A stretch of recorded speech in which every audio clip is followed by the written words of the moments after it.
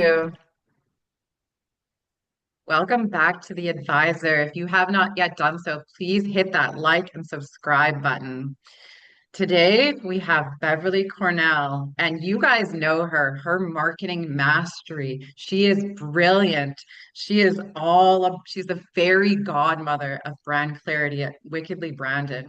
Today we're going to be talking about something a little bit different. We're going to be talking about her story, how she got to where she is today. She serves thousands of clients all over the world and gives herself to all of them at her fullest potential, but she had to get there somewhere. And today she has agreed to be vulnerable and open up about her story. And I am jacked. I cannot wait. So stay tuned because Beverly is back and we're going to learn about her journey becoming a high performing solopreneur.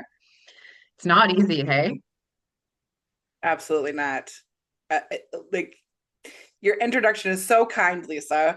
And it still is a little surreal when people talk about me that way because I feel like I've come so far and had to feel like I had to prove myself and I had to claim my space and all these things that had to happen in the evolution of even from a very young account executive for Chrysler's advertising agency, working with all men, by the way, to now Yeah. my own company and what that looks like and spanning almost 30 years. That seems so unreal, but what that looks like has been it's not a linear road, it's not an easy road.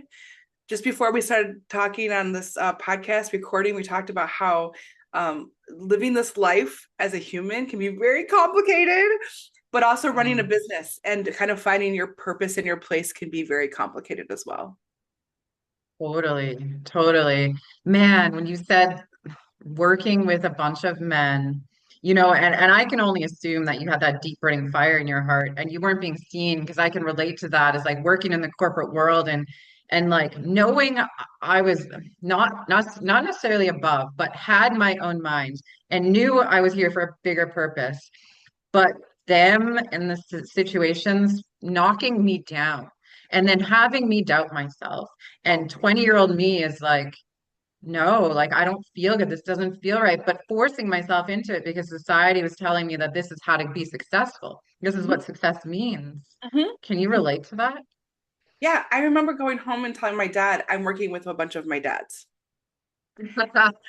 And and Shit. that and that because I was this 23-year-old bright-eyed young person having to kind of get their approval for everything, it was really challenging.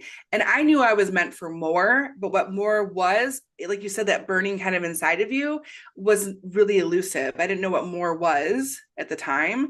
I just knew that it wasn't that. I learned a ton, and don't get me wrong, these guys were great. I have no hate for men. I loved working with them. I learned a ton, but it also was a very challenging and different experience as a young person with a bunch of established, seasoned men in the space. And beside, without trying to, they often stomped on the young people, on their ideas, talked over them. There's a lot of things that happen when you're a young person and also a woman in the workplace. At that time, it was the early 90s. Like we haven't come super far, that by that time. Like my mom said when she graduated from high school in 1970, she could be a nurse, a librarian, or a teacher. And 20 years later, here I am now, a marketing executive working in the marketing world. So we hadn't come super far, and we were still kind of defining what that looked like as being a woman, as being an executive, and where we fit in and all that, not as a secretary or not as the wife or whatever that looked like for people at the time. So I feel like I was kind of at a place in history where I entered the workplace that things were really starting to shift and change, and we had to kind of figure it out, and there weren't a lot of mentors or older women to Yeah. help us do God, yeah. Oh, so what happened? I'm dying to know. How did you get out of that? that. Well, again, I learned so much, so I would not trade it for the world. I made some great incredible friends. I had a couple of wonderful male mentors who were extremely giving with their advice and knowledge. it was it was the perfect job for a young person out of school at the time. I got to travel the world. I mean, I went all over the country. I got to meet all kinds of people, from farmers to motorcycle drivers to, I got to have this whole expansive experience because I was in charge of the Dodge truck line. So I would go and present the Dodge truck at events and give away vehicles. Everybody wanted me to come because I was giving away a vehicle. So it was a really fun job for a young person to be able to be part of. And there's a lot of young people who worked with me. And we really bonded. And some of those very friends that sat next to me in the cube next to me are still my very good friends. So we have all evolved and grown, and some of us have our own businesses now. And it's been really fun to see that network of people that I started off with, and how we've all kind of claimed our space in this space.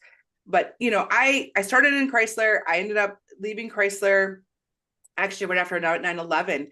The car industry kind of took a tank, because nobody was buying cars because everyone was really scared, after 9/11. And Yeah. so I went back and got my master's degree in communications, focusing on diversity and culture, and started I got it certified as an ESL instructor, English as a second language instructor.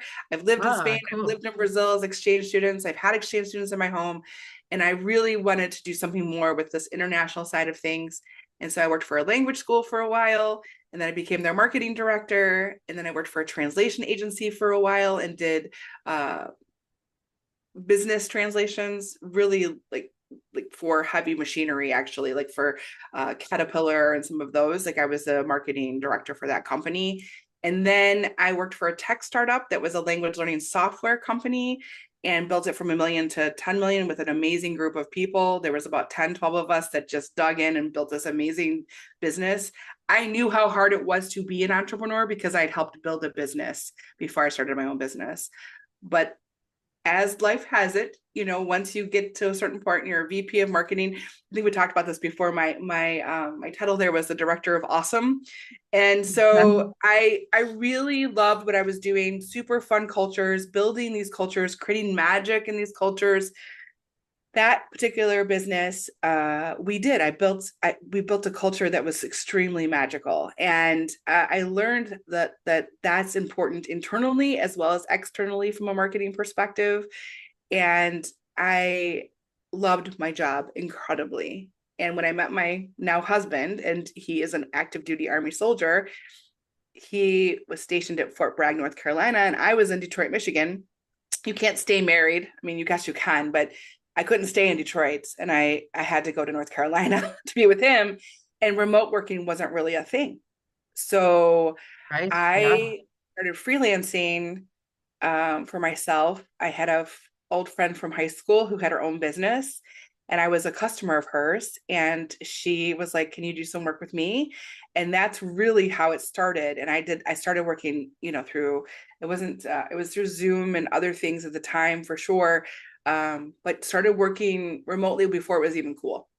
And had to kind of figure it all out because I never intended to be an entrepreneur, Lisa. I knew how much work it was. And so I was not in this false sense of like, oh, I can start a business, it'll be easy and do those things. I actually probably over analyzed it because I knew how hard it was to build a Right. business. And when I started my business, I got married, but I didn't have a plan because I hadn't been dreaming of starting my business. So I just kind of winged it. And by winging it is very dangerous because I was very good at what I did and what I do, and my business started to grow, but my clients started to define my business.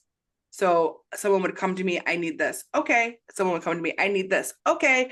And those weren't necessarily the things that I was meant to do. It was just what I was doing to say yes to grow. And by all measures, bottom line numbers, number of clients, referrals, I was growing. I was doing really, really well, Lisa, but I was not happy, and I was completely burnt out. And I feel like this notion of hustle culture, of what success looks like for women, is extremely dangerous. Totally. I can just feel your heart when you say that you were outsourcing every single part of you. Mhm. every single part of you. Yeah. And that can be challenging because we're not meant to wake up and hustle all day long. We're meant to be and be with ourselves and our family. And yeah, there's a lot of pressure on women, especially to be something they're not, to be seen as almighty, I guess you could say. For women, right? For me, being a solopreneur was has meant juggling multiple identities at the same time. Accidental entrepreneur, army wife, stepmom, mom, and of course, just trying to figure out how to have it all work together while living my midlife. It was like my late 30s, and here I'm trying to figure out what that looks like. And I think that's a very definitive time in our lives too, of like evolution of who we are as ourselves, not as what society has told us to be. And what I've learned along the way is that leading with soul instead of hustle is the only way that I can show up in a meaningful way for both myself and my family and my business. Like it's the only way that I can do that. So when I went from freelancing to like an agency, we are a boutique branding digital marketing agency. We have had some evolution there as well. And we went from freelancing to agency, and then we actually rebranded as Wickedly Branded this year. And we operate on three core values that I think are really important for the soul, for our business. And it's really shaped my life and my journey and the work that we do for sure. They are honor, dynamic, and fusion. And these aren't like typical words you hear in the corporate speak of core No, values, not no. integrity and like Yeah. customer service. And like I did not want the typical ones. And I really pushed my team at the time to discuss deeply what made us different. And they reflected on a lot of things, and they really started to think about the essentials of when I gave feedback to them. What were the things that I always highlighted? What were the things that always mattered to me? What were the things that I like not harped on or nagged about, but the things that I knew were so important to the essence and soul of our business? And these really, I mean, these words have become the foundation of everything and helped me stay strong and true to who we are and make yes and no decisions based on these words. So I kind of want to dive into them. Is that okay? Lisa, can we dive in? Okay. Yes, So honor please. is the belief that we honor ourselves, our team, our clients, and the work that we do. We do what's right and we hold ourselves accountable, and we maintain high integrity through every project and every relationship that we have. But this does not mean we are perfect. We care and we do our best always. That is what honor means. And that's the only way you can be as a human, I feel like. And at the end of the day, no matter what happens in the world, if we have honor, I'll be able to sleep at night and know we did the right thing, period. Dynamic is the belief that one thing I know for sure, Lisa, this is it. This is the one thing. This is Oh this is my it. God, I'm ready. I'm holding on. I don't What know is it? everything. I don't know everything. And we're always learning, whether that's from our mistakes, from our clients, or from trends in the market. Marketing has changed so much since the early 1990s, and it is up to us to stay curious always. Yeah. And then fusion.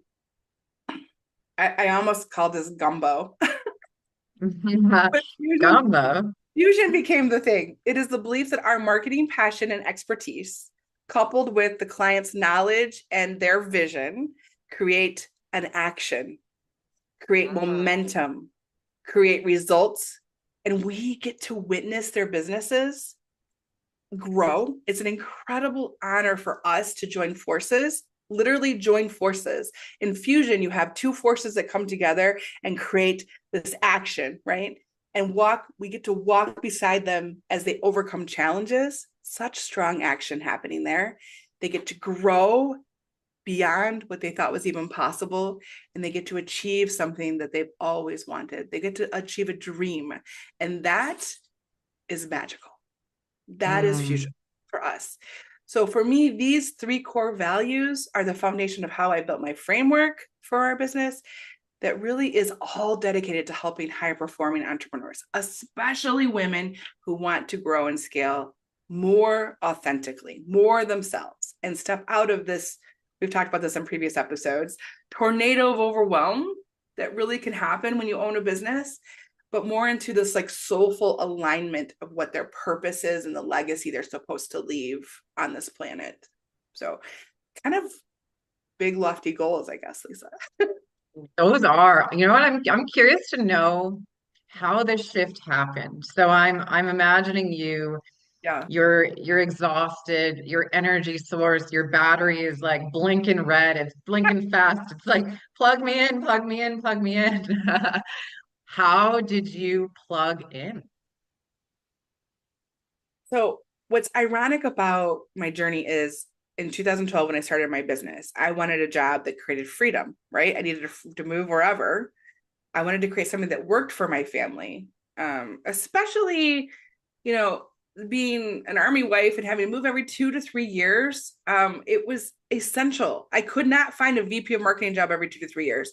You have to network and know people and all those things. Like that wasn't going to happen. And I really wanted to use my education and my passion.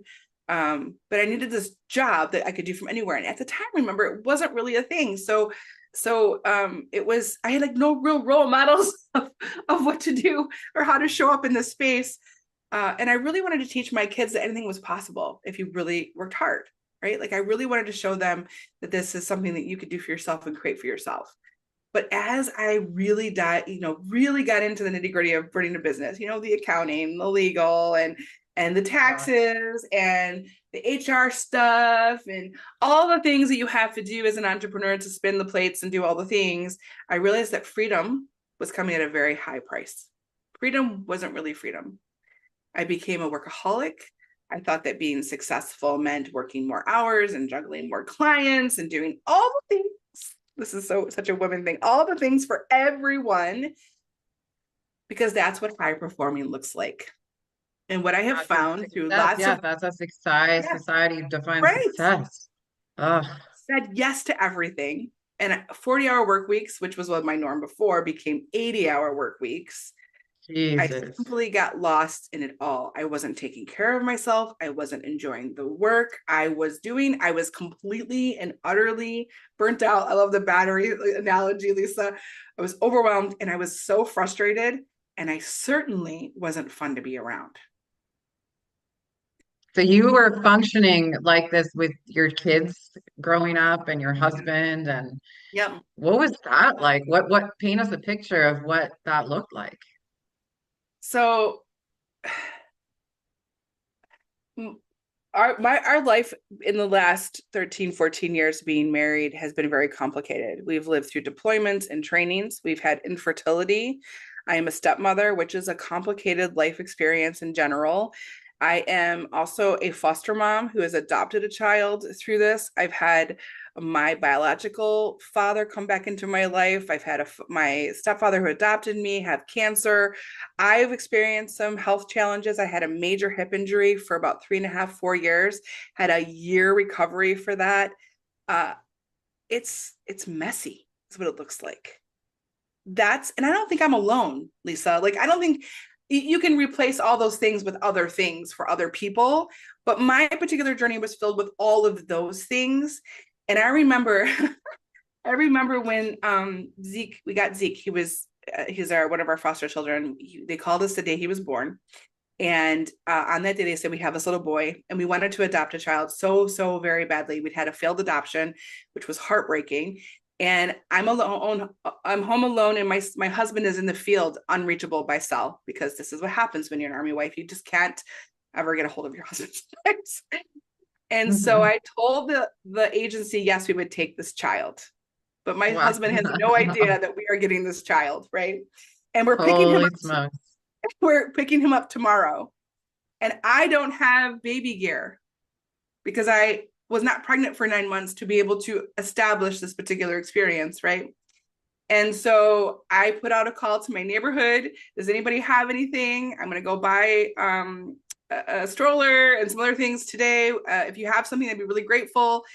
Literally cribs and diapers and clothes showed up at my front door before my husband even knew we were having a baby.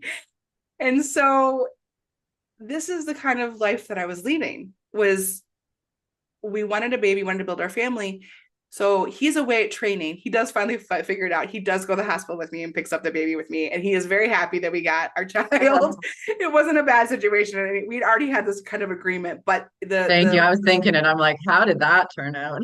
yeah, the speed with which this happened was a little bit different than we had anticipated. Mm, And so he was 2 days what a old. We beautiful story, though. picked him up from the hospital, and I, as an entrepreneur, do not have family leave that's paid.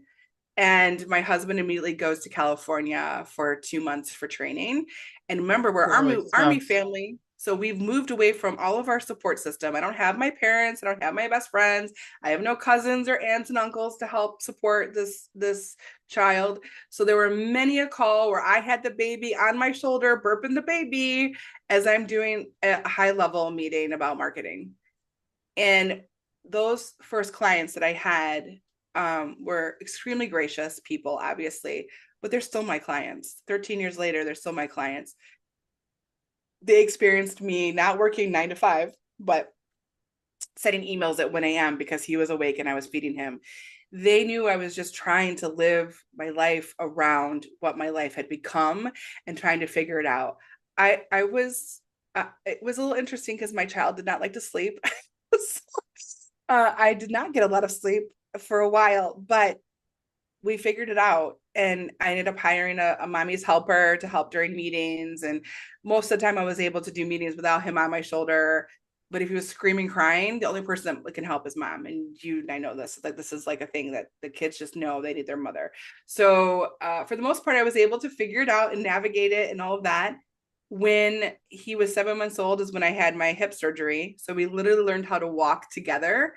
So I remember taking him and putting him up the stairs one at a time. As I crawled up the stairs, I was crawling with my child because I could not walk, and very humbling experiences in that. And so life is full of blessings and challenges, but I've always really figured it out because I believe I'm meant for more. I believe that this is something that what I'm doing is important work. That that life is hard, but also this work that I do is extremely integrative to who I am. Something I'm actually working on now, Lisa, with my therapist is, what does my life look like without my work? Because at some point I'm gonna have to retire.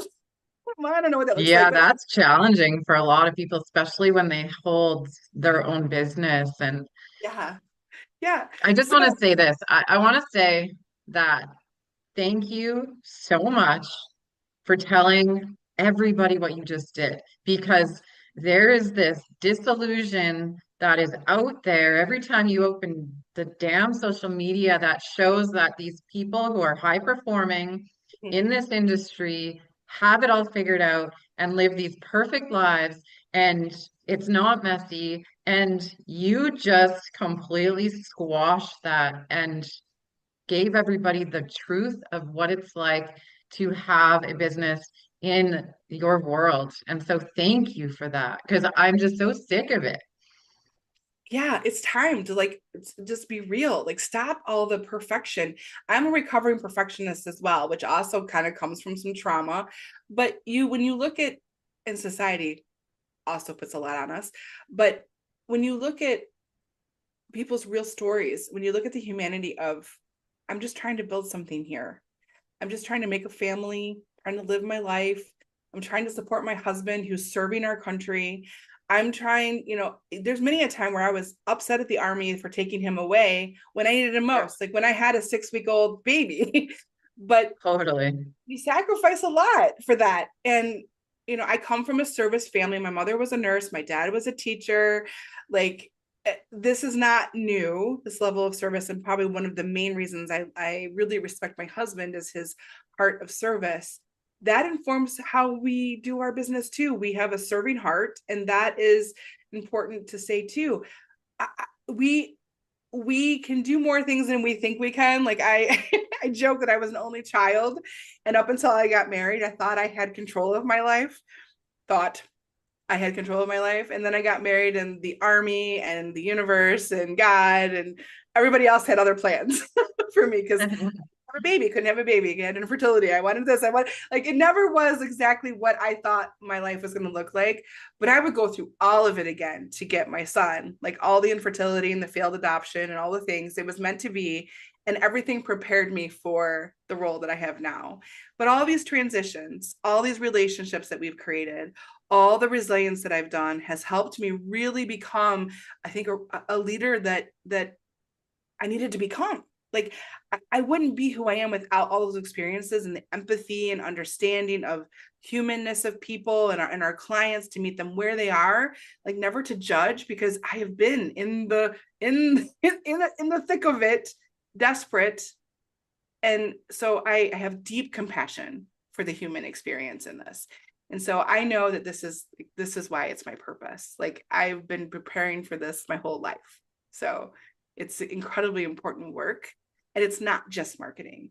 My husband has always said, you're not just a marketer. And I never had words for that. But now I know it's about finding their magic and awakening it and activating it and amplifying it and automating it so that they can work in the place they're supposed to as well. So it's deeply different than just a marketing agency, for sure. I'm curious. I'd love for you to get a little bit more into the work that you're doing, but how did old Beverly, the one that was outsourcing all of her energy, evolve, and how does that affect your relationship with your clients now? Like, how can you show up for them now, and how has that changed the way you work with them? So there were two key things that happened to me that forced me to kind of shift my thinking. I remember one night, and we've kind of talked about this on previous episodes. It was like late, like at midnight, and my husband's sleeping, my son is sleeping, and I'm staring at the computer, and like my eyes are dry, but my eyelids are almost like they can't even close, because it's like the cartoon where the toothpicks are holding it open, because I have to get that one more thing done before I go to sleep. Because if I don't want to start my day, like I feel like I'm drowning already. Like, I was trying to like get myself situated so the next day wouldn't be as crazy. That was always the hope, always the hope. um I was just I, I was just trying to do all the things, right? And I remember being very lonely in that moment. My family is like living their life and going to sleep and doing things they're supposed to. And I remember at that inflection point, at that point in my business, I almost closed the business. I didn't think that I had what it took to make it at this pace. Like that I actually had a lot of moments of like, I'm a failure. Like, despite all the signs of growing and thriving business, maybe I just wasn't made to be an entrepreneur. Like, maybe that's just not what that's who I am. But around that same time, I think within that week or two of like having the serious doubt and maybe closing the doors and like, this isn't for me, I was giving advice to a client. And I had this like out of body experience where I was looking down on the conversation and watching it happen and asking myself, why am I not taking the advice that I teach my clients? Mm. Why would I not give myself the same magic, these gifts of clarity and consistency and simplicity? And this was really the moment that changed everything. And I was working on everyone else's magic and not on my own. And I wasn't aligning my values with my work and my purpose. And then the next big kicker, which was like the 2x4 on all of it, was I lost a couple of key clients who I had been dragging across the finish line, who I probably should never have even taken on as clients because my systems were not built for them. And I didn't have the expertise and I had to figure that all out. Not that I couldn't figure it out, but it just wasn't something I did every day and was like very comfortable for me.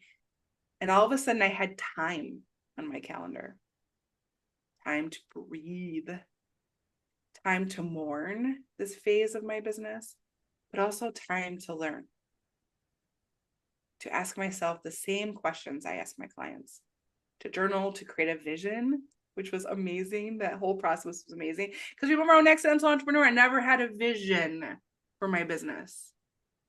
Then I created a plan. And all of a sudden, instead of waking up at 3 a.m. completely stressed, I was waking up at 3 a.m. with ideas and excitement, and everything changed. I really want to take a minute and invite the listeners for a second on exercise. I want you to think about this right now. If you feel like you're in the same boat, like 3 a.m. wake up, stressing at 12 o'clock, 40-hour work weeks to 80-hour work weeks, you're feeling extremely burnt out, and maybe you're not so fun to be around too. That's happening. I want you to take a minute to pause and reflect on your journey, maybe a few minutes, maybe an hour. Give yourself this gift. What are the things that are working? What are the things that are not working? And what's one thing that you can simplify today for yourself? Just one little small step forward, and honoring you is such a gift. And it'll also create some more clarity and magic in your business in the process. So I really would welcome you to do that. And if you do that, like, leave me a comment or a review on this episode, share it with me, because I want to hear how you can give this gift to yourself. Because this was probably the biggest shift. Instead of saying yes to everyone, it was the first time I said yes to myself.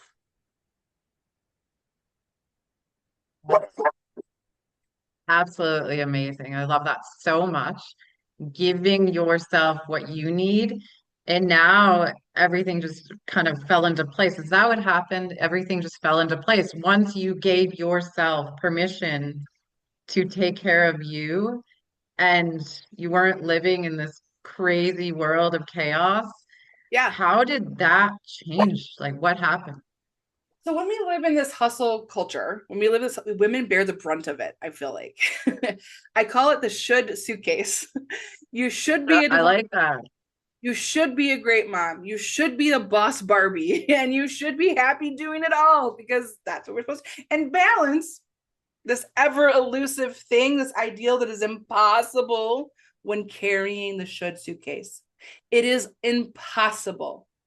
The should suitcase is heavy. The should suitcase weighs you down. The should suitcase slows you down. I also realized something important. Being a high performer doesn't mean doing everything.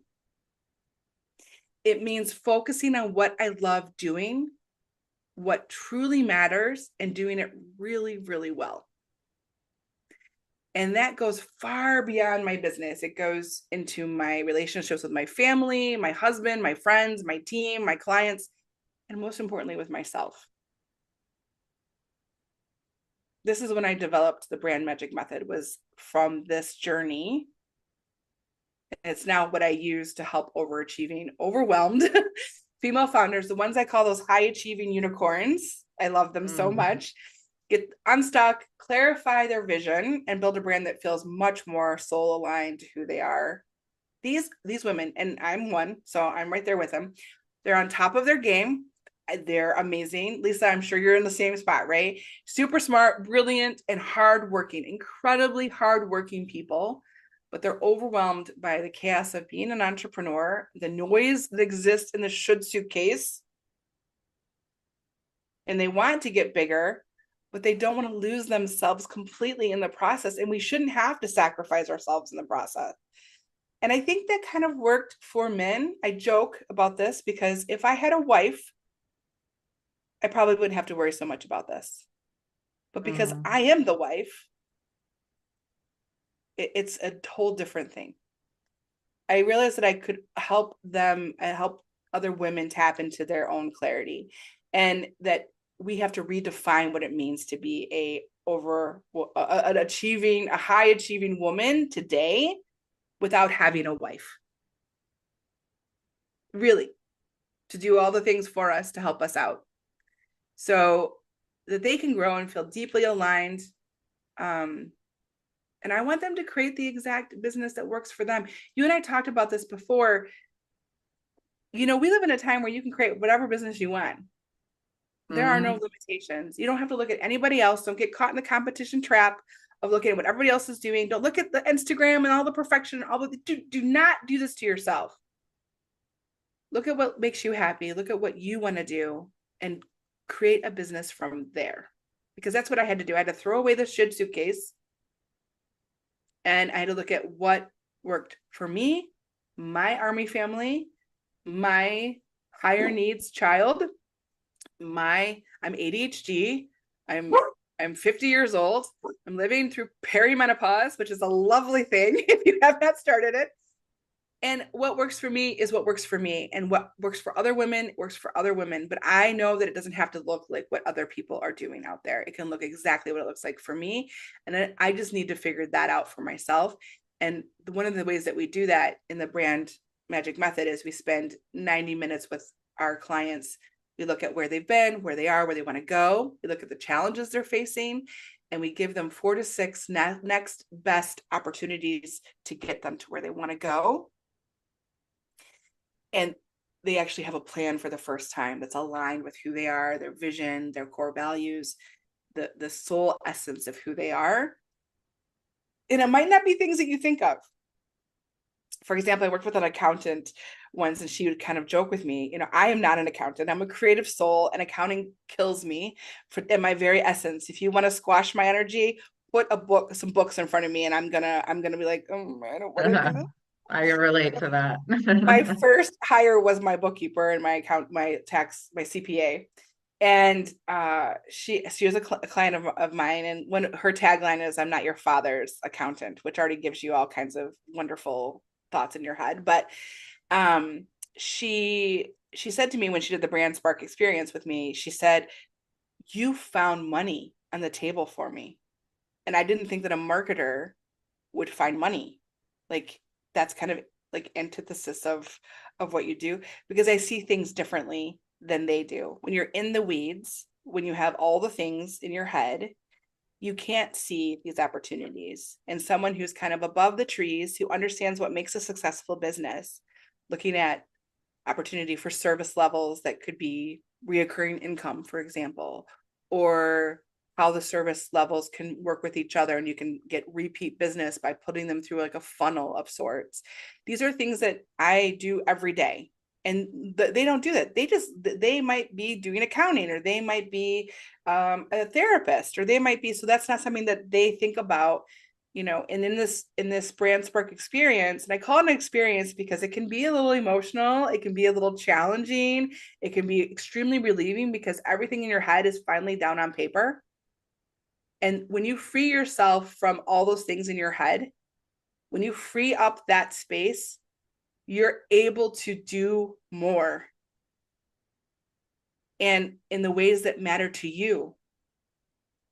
So it's for the first time, so many of my clients see what's actually possible. And that is, to me, so incredibly exciting. So we call that awakening the magic, because now they see what's possible, and they see their magic written out in a way that they've never seen it before. When we are solopreneurs, when we work by ourselves, when we are alone at our desks doing the thing every day, working with clients, doing all that, but we're alone every day handling the problems that happen, it's very lonely at times. And no one's there saying, "Hey, good job, Lisa. You did that thing really great today." You have to give it to yourself often.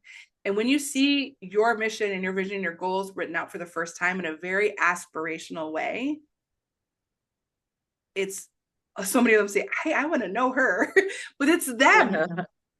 Yeah. It's them. And that, I think, reframing how they even see themselves is very powerful.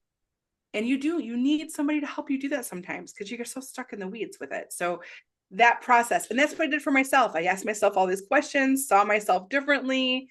It's the exact process that I put my clients through, I put myself through. And I always joke, I always joke that I was the Calvert kids with no shoes, and then I wanted the Louis Vuittons because that was the best for my marketing and for my vision and purpose. But then what I realized is I didn't want somebody else's shoes. I wanted my own version, my iridescent, I've talked about this before, my iridescent sparkly ballet flats work really well for me. I don't need high heels. I want comfort, but I want some sparkle and glitter. So I help them find their version of home, their version of iridescent sparkly slippers. And it may look completely different than mine, but the process helps them find that for them. Thank you so much for sharing all of your journey and everything that you've been through. For the listeners out there who are like, how do I get in touch with this woman? She gets it. She gets me. I need help. And I admit it. Oh my God, I finally am admitting that I can't do this alone. I need help. What can they do to get in touch with you? And do you have like a clarity chat of some sort that Yes. can help So, them?